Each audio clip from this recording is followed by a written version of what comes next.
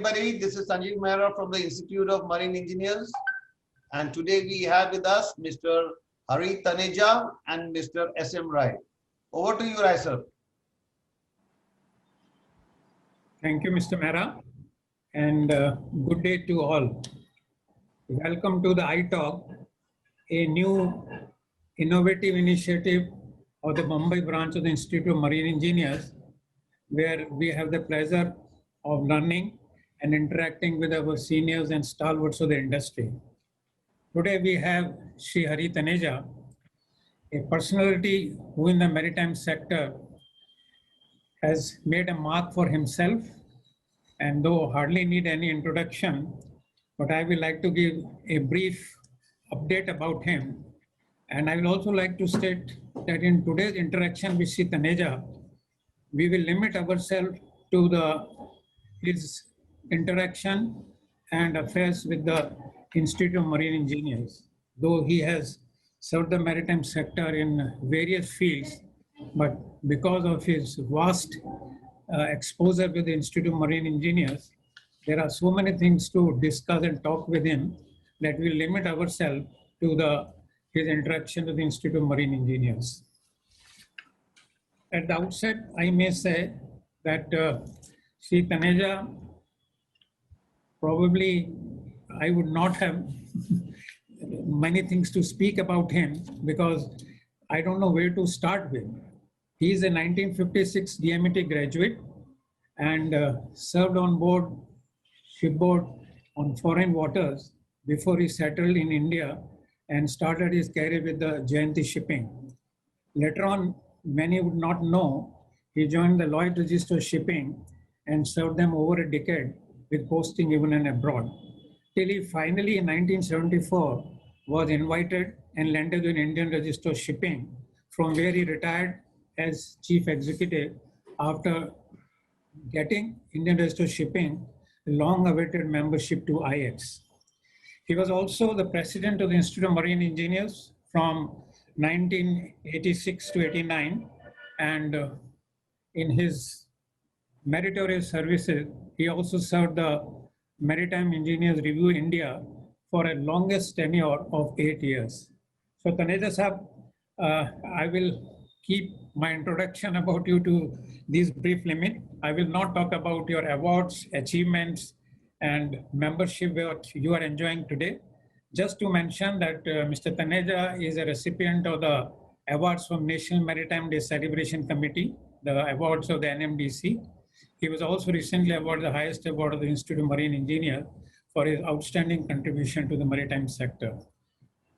So can I start with the questions to you right away, or would you like to speak in between? No, you please go ahead. I will start from the very basics, sir. Since we're talking about the Institute of Marine Engineers, I would like to know in 1975, when you were the Honorary General Secretary of the Indian Division of the Institute of Marine Engineers, London, what prompted you basically to think about forming an Institute of Marine Engineers India? Because that time, I think most of the people were members of the Institute of Marine Engineers London, and they were quite happy and satisfied. Even I used to remember that we used to use transactions of the London branch, and we were quite contented till I am told that people like you, Mr. Nair, Mr. Hari Rao, and many other seniors of that time thought of forming an Indian Institute of Marine Engineers. So would you enlighten us that what prompted you that time? As you, before I start, I think I will like to mention that my memory is now getting a bit rusted. It's not so strong as it used to be. So if there are any inaccuracies that crop up during this interview, I should be forgiven. Although I will make every attempt to be as honest as I can. In 1975, I shifted to Bombay. Prior to that, I was working with Lloyd's Register of Shipping in Calcutta. And as you know, that I was invited by the promoters of Indian Register of Shipping to join Indian Register during the formation and also during its growth. which I readily accepted. And as a consequence of that, I had to shift from Calcutta to Bombay because the headquarters of IRS were in Bombay. And that is how the story starts. While I was in Calcutta, I came across 2 or 3 very brilliant marine engineers who are my idols. I will like to mention the name of Mr. Harry Cole. He is the first batch of DMET. I think I have not met a more passionate person than him. He was totally dedicated and committed to the cause of marine engineering. And I became his friend. He accepted me as his friend.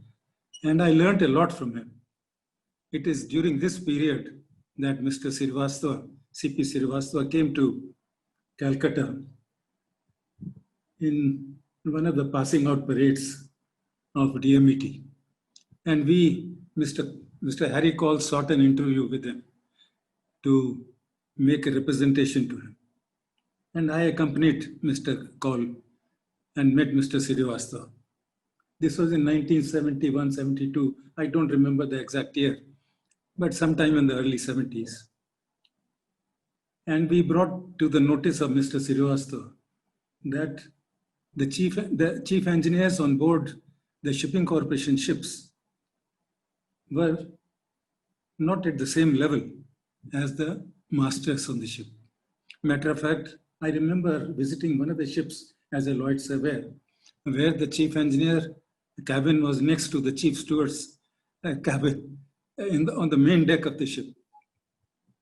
We brought this to the notice of Mr. Srivastava, and he entirely agreed. And he said, I promise you, when I go back to Bombay, I will rectify this. And sure enough, within 1 month of his return to Bombay, he issued a notification to his company, to all the people down the line, that in future, all the ships that are built by shipping corporation anywhere in the world, the cabin of the chief engineer will be on the same deck as the master. I think we were very happy with this development. And this is what I felt, that we received success. And I thought, why not we try and improve the image of the marine engineers and their status. And so that is how the journey started. In 75, I came to Bombay. And as you know, after joining IRS, we were given, IRS had no office of their own. At that stage, we were just born on the 4th April, 1975. Fortunately for us, Admiral Nanda, who was then the CMD of Shipping Corporation, he was kind enough to give us some space in the shipping corporation, in the shipping house, on the 7th floor of the shipping house, where the training department of Shipping Corporation was located. So it just so happened Mr. Ram Nair was also sitting on the same floor, and his cabin was next to my cabin. So we used to interact with each other very frequently. He became a good friend. And at that time, as you know, I was also holding the charge of Honorary Secretary of the India Division of the UK Institute. And there was a feeling amongst the marine engineers at that time, we could sense that people wanted some change. They wanted an institute of their own, where the national aspirations could be flowered more. So we had a lot of discussions amongst ourselves, and finally we carried out a referendum. I was responsible for carrying out that referendum along with the help of Mr. Nair and Mr. Kishore. Some other people were involved in this. I don't remember all the names, but this referendum was carried out in 1978-79. And the overwhelming desire of the marine engineer, about 78% of the respondents said that they want the institute of their own. With this, I took up the matter with the UK Institute. Mr. Stuart Robinson was the General Secretary. He was the Director and General Secretary of the UK Institute. I wrote a letter to him saying that we want to part company with you. but we want to remain in cooperation with you. We don't want to break away completely, but he was quite upset with this. Naturally, I suppose it's quite obvious that he didn't like the idea, but he was kind enough to say that he supported over this thing and he will help us to set up this institute. And consequently, in 1980, we were able to set up this institute. And I'm proud to say that I'm the first member of this institute. As you know, my number is 0001. And Mr. Ram Nair was the second. He was 0002. Unfortunately, he passed away a few years ago. Very sad. But he was a very dedicated and committed man. Thank you so much, sir. I mean, you did bring out the issue which I have heard earlier about that cabin being shifted from lower decks to the same deck to bring along with the brethren of deck officers. And I do remember that 1975 onwards, the Shipping Corporation had issued a board order that in future all new ship being built by them will have the identical accommodation for the engineer. So that was the first step we took even before the Institute of Marine Engineers was founded. I also reckon that, sir, you are the founder member and your membership number is 0001, which by itself is a great credit and honor to you, sir. Now, coming back to the journey, what you have very straightforward laid out to begin with, I would also like to know, sir, key efforts you made after the institute was already formed. And I know John Stewart was none too happy, as you rightly claimed. He even, I believe, had warned you also some consequences and to be prepared. But I will not go into all those, what he told you and what is on record. But I would just like to know the efforts you and people like Mr. Saraswat, who made to generate funds to buy the office premises for us. I was told when you initially founded, you started the institute building in Nirmal Bhavan, and later on you shifted probably to some garages, etc., till you landed about the Nariman Point property somewhere in 1980s. So will you enlighten us that the difficulty? I have heard Mr. Sarath was, of course, going into the offices when I was also there with a begging bowl. So those stories are there, but we would like to hear from your mouth that what efforts indeed were made to collect funds, first for the Nariman Point building and later on even for the IME house in the Nerul, sir. Efforts to generate funds and support from the fraternity. It's a very interesting story. It takes me back a long time to. I used to go for a walk in Colaba Woods. I was staying at that time in Cuff Parade in Bombay. And one of the guys who used to come and walk alongside was a broker, real estate broker, Mr. Pran Chaudhary. He became a good friend. We used to talk. And I used to tell him, yaar, hame kuch koi zameen dila do, koi office dila do. If you come across some good property, please tell me. We don't have much money, but we will try and raise some money. And we are interested in buying some place of our own. One day he stopped me and he said, I have a property. It's a distress sale. If you have the money, I can make the deal for you very quickly. I said, what is the price? And he quoted a price. And I made some mental calculation. And I knew that we were short of funds. We didn't have that kind of money. I think he quoted a price of 5 lakh something. And we had exactly about 3 lakhs something in the bank. So I said, okay, let me think about it. I'll come back to you. He said, but you have to do it very quickly because this guy won't wait. He needs the money badly. So I went and met some of the senior members of our institute in Bombay, Mr. Rajan, Mr. Jatyani, Mr. Saraswat, and some others. I consulted with them, and they all agreed that we should have a place of our own, but how to raise the funds was a problem. Luckily for us, Mr. Stuart Robinson, one favor he did to us was that the money that was there in the account of the India division, there was, I think, about 1 lakh rupees, little more than 1 lakh rupees lying in the account in Grindlays Bank in Bombay. So I telephoned him and I asked him, can we use this money? Because you won't be able to take this money away because the government won't allow you to repatriate this amount. He readily agreed. He knew that he won't be able to repatriate that money because the RBI had declined and give them permission for repatriation. So what we did, Mr. Saraswat and I, we both wrote a check because we were the signatories. I was, as the honorary secretary, I was the signatory. And Mr. Saraswat, I think he was the secretary of the Bombay branch at that time. So we went to the bank with this check, this bearer check for 1 lakh rupees. And we went to the Greenlace Bank. And there was a teller, I think he's an old Parsi gentleman. He looked at us, he looked at the check because the account had not been operated for a number of years.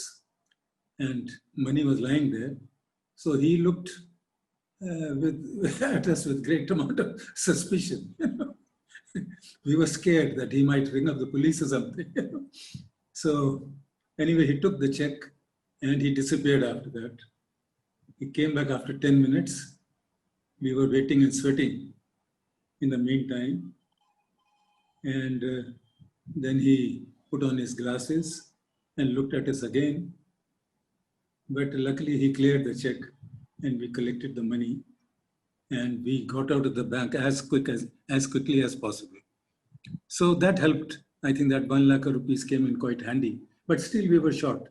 I think about, I don't remember the exact amount, but we were short by about 1,30,000 rupees. Then Mr. Saraswat took on the responsibility. He said, I will go. And so he went from office to office. I think you remember that story quite well. He came to your office, to Shipping Corporation. He went to each and every superintendent and whosoever was ready to help, who were all the well-wishers. And I think I'm very happy to say that people came forward and donated the money. Even then, on the day of the deal, we still were short of about 15,000 rupees. We didn't. So I called Mr. Chaudhary. I told him that this is he said, don't worry, I have some cash with me. I will loan you this money and you can pay me later on. No problem. So that is how the deal was. We went through the deal and the office was acquired by us. As far as the building in Nerul is concerned, that land again was acquired by, I got a call one day from Captain Barve, who was the nautical advisor to the government.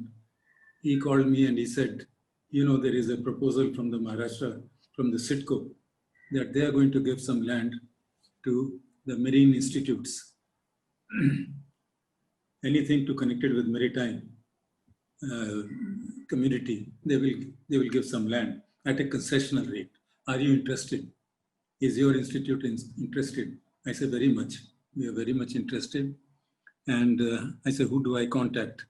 So he told me, you have to meet the chairman of CITCO, Mr. Nalinakshan. I knew Nalinakshan quite well because prior to that, he was the chairman of Jawaharlal Nehru Port Trust. So I went and saw him and he was kind enough. He says, okay, we will allocate the land to you. First, I think some other land was allocated somewhere near Khargar, but later on they changed their mind and they gave us this land in Nerul. And one day we got a call, come and inspect the land. So we went and inspected the land and we got it at a very, very reasonable, I think it is 2,000 square yards at the rate, I think 4 lakhs we paid for that land. 4 lakhs. So, 4 lakhs. 4 lakhs we paid for that land, yeah. So it was a good buy, but I was pulled up in the governing council that why did you buy that land? It is so out of the way. It is not, we should buy land in Bombay. I said, well, we got to have money to buy land in Bombay. Anyway, to cut the story short, subsequently I bought an office in Chennai also. The Chennai office, which is there, was also purchased by me. I think that we spent about 7,000 rupees buying that property. there again, I had consulted the members in Chennai branch that whether we want a office in the town or shall we buy land in the suburbs. I think overwhelming desire was that we buy a office in the town itself. So we bought a office in the building where IRS office was there, and also Lloyd's Register office was also there in the same building. Anyway, thank you so much, sir. And pardon if I'm taking you back to old days and reviving your memories. But when I planned to have the iTalk with you, my intention was to let the current generation or generation coming know the hardships or the efforts that have gone into making the institute what it is today. The efforts and hard work like people like you and many others along with you, sir. So the institute is indeed highly obliged and grateful to you all people who did so much of work. As regards the building are concerned, I know the hardship they've gone through. And I remember that I myself had reservation when the issue of IME house land was being brought up. And even in those days, it was a remote place. And we all were thinking that getting a land so far from the center of the maritime activity in Bombay will not be ideal. Anyway, so now coming back to the current generation, Institute has come many years ahead now. We spent almost over 4 decades of our existence, and I'm happy that Institute has made their mark in many areas and fields and have many branches and chapters now. So it is indeed expanding and growing. But at the same time, I would like to know, do you think what was your aim objective and what we attained and what further we need to do? Because one impression which we keep gathering from the members of our fraternity that we have limited or remain confined only to the training and education aspects of the marine engineering. While today with the advent of ISM, with PSC, with MLC, etc., the sphere of the marine engineers has much widened, and the social implications are also much in the offing. And many marine engineers are getting impacted or affected by those new regulations and rules. So would you like to comment on this, that should we enlarge our area of operation and get out of only training and education and look into the social aspects as well? Your comment, sir. Well, actually, when we founded the institute, the idea was that it is a learned body, and to disseminate knowledge about marine engineering. That is the main aim, and it has remained so. But I think with the passing of years, passing of time, the aspirations of the people are now more and more is expected from the institute. I think in order to not to come into conflict of interest, I think the institute can make a separate division which will look after the social aspects of our needs of our members. I think we have a benevolent fund which is there, but it is hardly utilized. I think we should make more use of it, and we can use it for maybe we may have to amend our articles in order to do that. But I think it won't be a bad idea that if the funds which are collected in the benevolent fund are also used for creating some social impact on the lives of our members. I think there is a great need for that. I remember when I used to go to London to the UK Institute. In the building of the institute, they had a bar. They had what shall I say, an assembly point where all the marine engineers used to come in the evening from their offices and have a drink and interact with each other, etc. It was a great social event, actually. People used to look forward to coming and meeting other friends and other colleagues. I think something like this should be there. That definitely we should have more social interaction and more. There's no harm in that. Yeah, I appreciate your advice, and I'm sure the governing council will look into this. As a matter of fact, I am told they are already debating on these issues. In continuation to that, sir, I would like to again say that Institute has done quite a lot as far as the training, dissemination of knowledge, etc. is concerned. We have started about training, OC, updating people or revalidation courses, etc. And I will bring this to the notice of members that very recently, thanks to your efforts, as a trustee of DL Shard Trust, you got an IMEI, a big fund and installation of simulator. Would you enlighten us on that, sir, the efforts you made and what further you expect from the Institute in that direction? Well, that was just a coincidence. I think the president of the institute called me one day and he said, do you think it is possible for us to get some funds from your trust? This trust was founded by Mr. D.L. Shah, who was a good friend of mine. He passed away in 1991. He was an industrialist and a great philanthropist. And he was a good friend of mine. We founded this trust in 1994, and I'm one of the founder trustees of that trust. So I told the president, I said, okay, you send some people, or you come over yourself and make a presentation to our trustees, because there are 4 or 5 other trustees and they will like to hear from you that what is this simulator that you're buying and what use you will put it to, etc., and what benefits will it bring to the society. So consequently, he deputed the current president, Mr. Uday Purohit, to come to our office. He came and he made a presentation. I made a very beautiful presentation, I must say. And with that, I was able to convince all the trustees that it is a worthwhile cause and we should donate some money. And we decided to give 1 crore rupees for the purchase of this simulator, which was purchased by the institute and has been installed and also inaugurated. Now it is working. And that is how it transpired. But I think there is a need for more. I think the institute needs to gather more funds. I think that is important, because no institute can run on the fees that they earn from the members. I think no institute has been able to.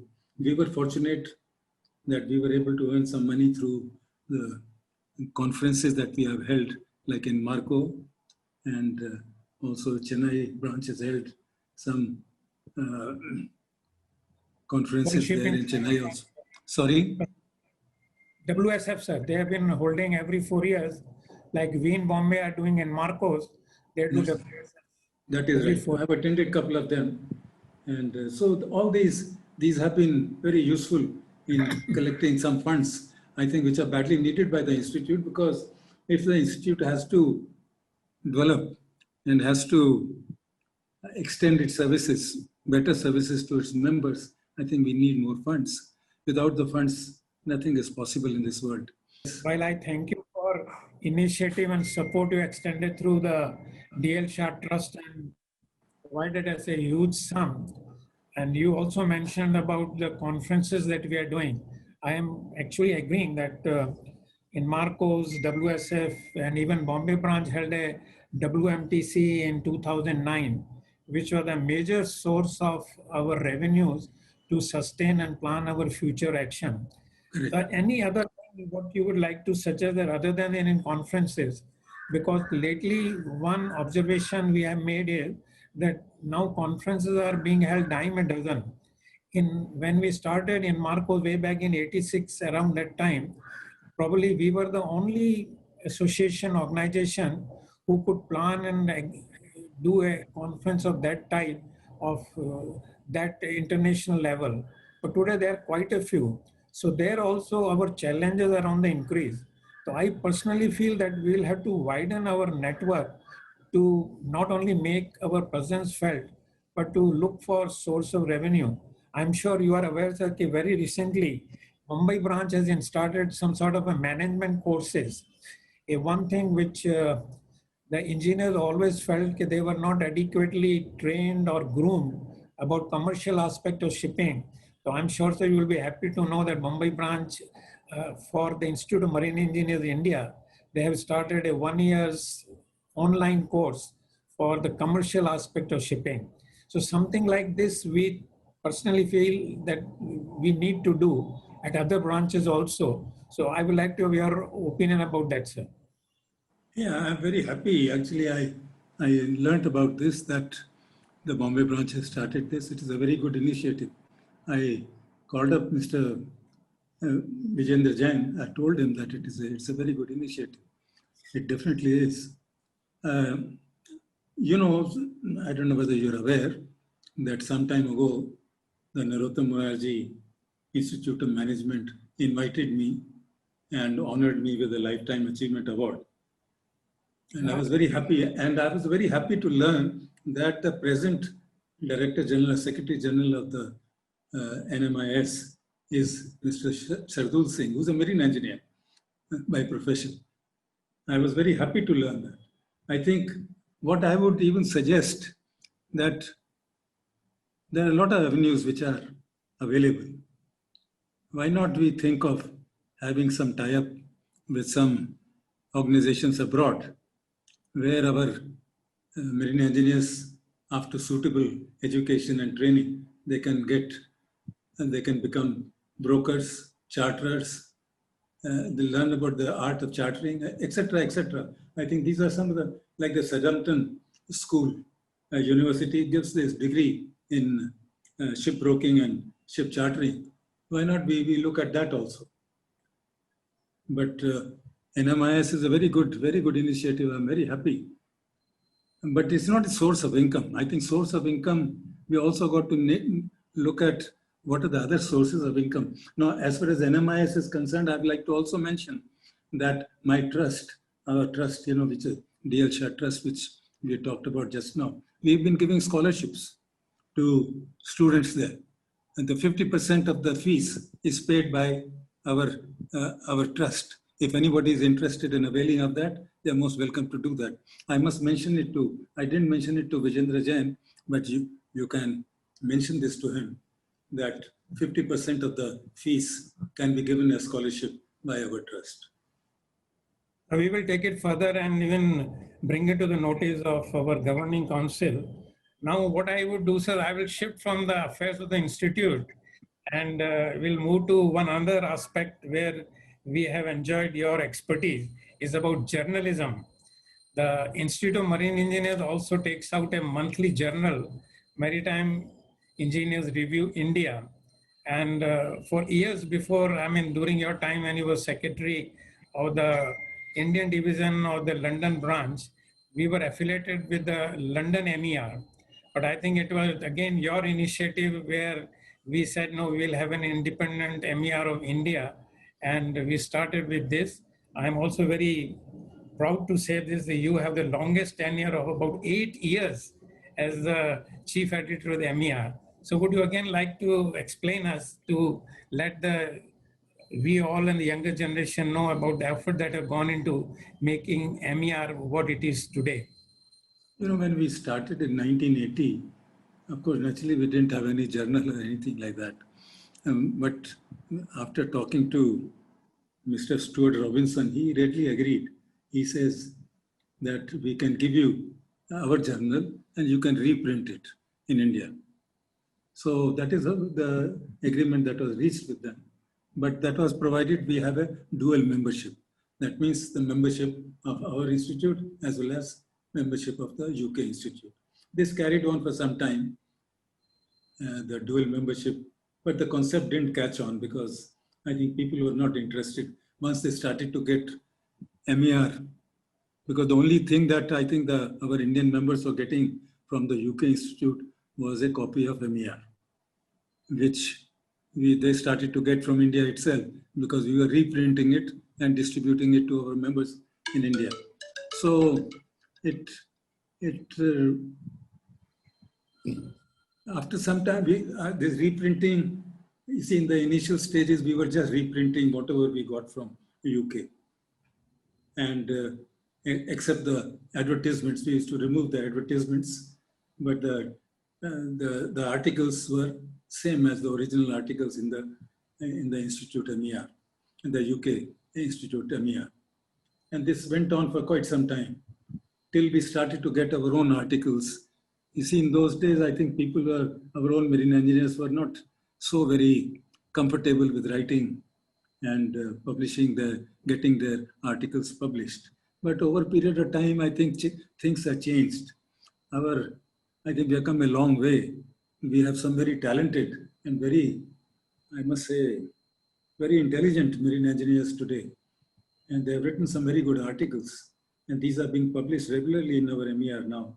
And the time has come that I think the Institute is today ready. In my opinion, we are ready to go international.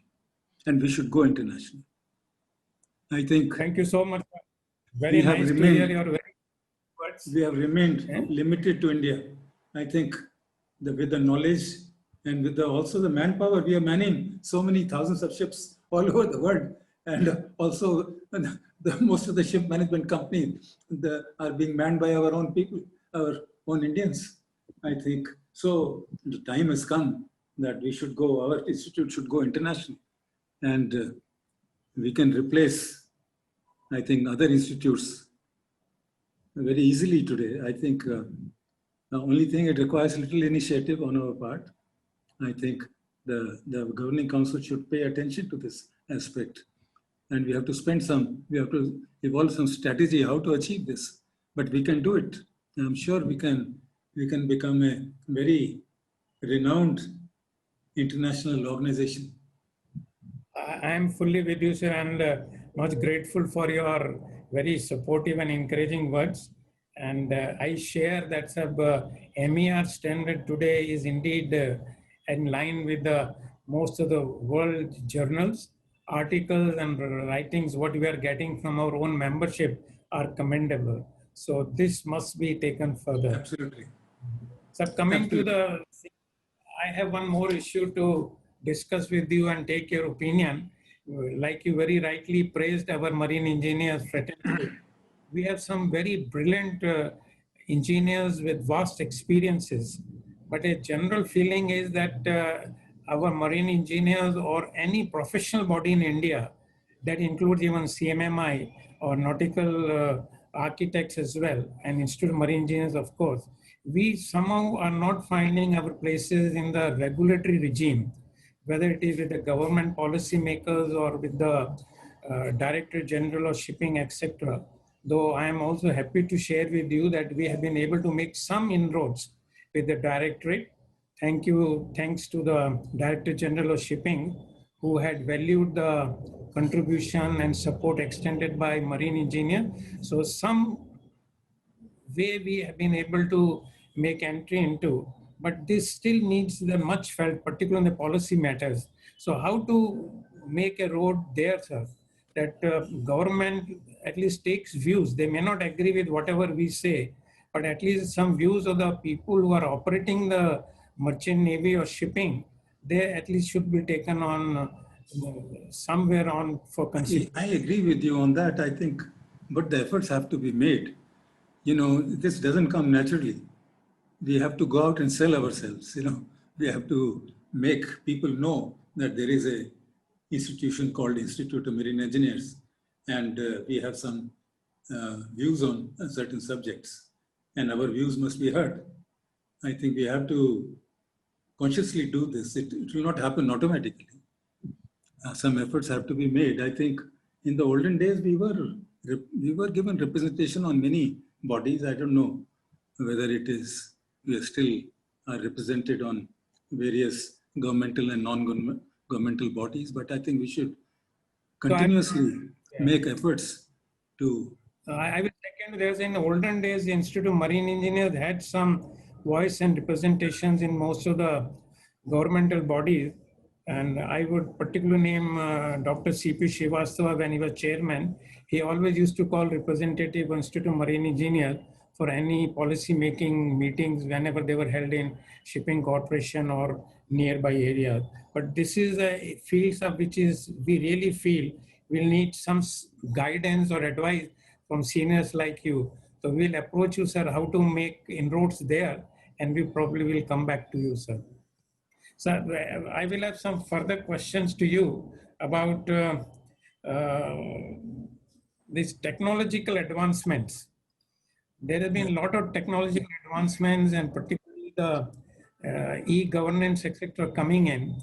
There is a lot of talk about the autonomous ships which are on the horizon.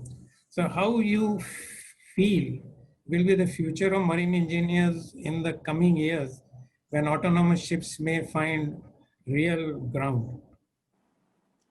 Well, I see that the autonomous ships are there to stay. They are coming. And there's no doubt. Now, what type of autonomy will there be? I think it will be gradual steps.